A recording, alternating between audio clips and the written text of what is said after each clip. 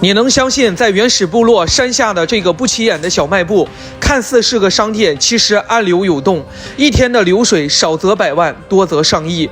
为了探索这里究竟做的是什么生意，我联系了部落的村长，由他把我送到前方阵地一探究竟。由于现在是多雨季节，我们的快艇只能行驶一半，需要马上换船，加上前方马上进入山区，独立派非常的多，他们提前为我联系好了保镖护送。这是我的保镖克罗地亚，接下来的路程将由他跟船夫还有我3个人完成。我们将行驶一艘小型的独木舟，穿越这片森林。此时，曾经的山路现在已经被洪水淹没。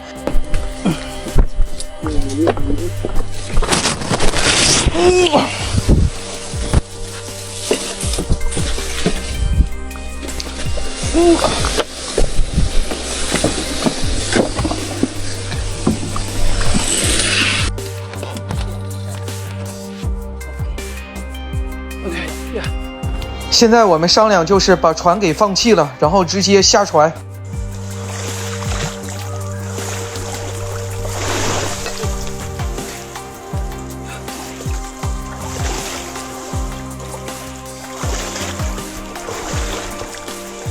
走着走着下雨了，这个在这儿，然后后面还有一个，这在这儿呢。我们还要接着往前面走，大概是要行驶2公里左右。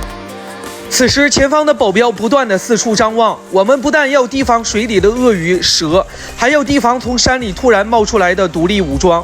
短短的2公里，远比想象中的更加危险。经过漫长的旅途，我们终于到达了这个地方。此时，我的接头人已经在这里早早的等待。他向我讲述着，这里是由17个人组成的小部落。现在所有的人几乎都已经去山里面寻找森林里的软黄金。因为时间的原因，我们没有赶上与他们一起出发，所以他们在前方为我录制了一段视频。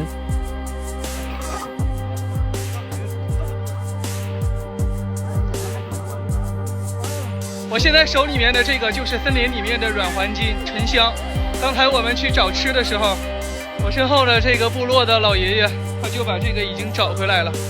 这是从水里面，哎呦，手里面刚拿出来的这个，我手里面拿的这个就是他们平时找沉香的工具，就拿着这个，它是一个非常长的一个铁签儿，然后就往水里面一直去掺它，它就感觉硬邦邦的，它觉得像。他就会给它带出来，他们的这个前方会带一个这个钩子。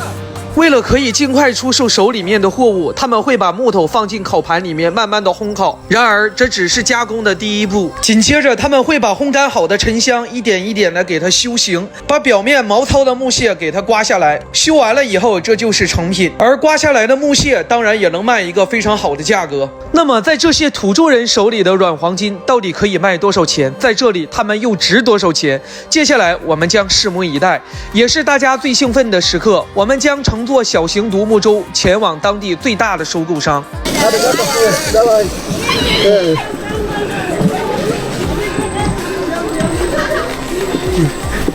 这个人是我的朋友，也是当地最大的沉香收购商。方圆几百公里的挖香人都会到他这里出售。名义上，他在这里经营着一家小超市，实则这家不起眼小超市的背后，每天的流水高达上千万，甚至亿。由于每次交易金额较大，保镖的站位也很讲究。交易时，门口会站满了保镖，而内部所有的保镖会呈半圆形，把老板围起来，这样会更好的应付突发事件。就是他们要这个价格也很讲究，会给你一个计算器，他这边不说话，就在上面按出一个数，然后呢这边呢就看这个数，觉得不满意他会再按，直到他们出到满意的以后，直接这个数就按到0就可以了，这就是他们的规矩。正当我们交易的时候，门口来了一个我意想不到的大货。这次大家也是过眼瘾了，正常的话普通人是看不到这些东西的，给你们看一看有多少，而且有多少大货。巴布亚沉香是伊利安沉香的一种，比一般的伊利安沉香香味更委婉，并且带一些乳香味。市场的价格每两360人民币，而在这里收购的价格每两却不到20人民币，可想而知这里的利润空间有多大。晚上临走之前，我决定给他们做条鱼。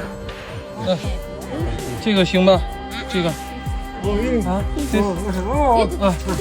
拿这个 ，OK， 拿这个，这是啥鱼 ？OK， 这是啥？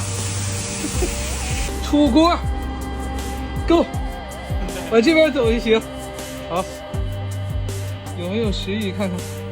这是我进山后吃的最好的一顿饭了。鱼是我做的，鸡是我朋友做的。这一顿饭把员工都照过来了。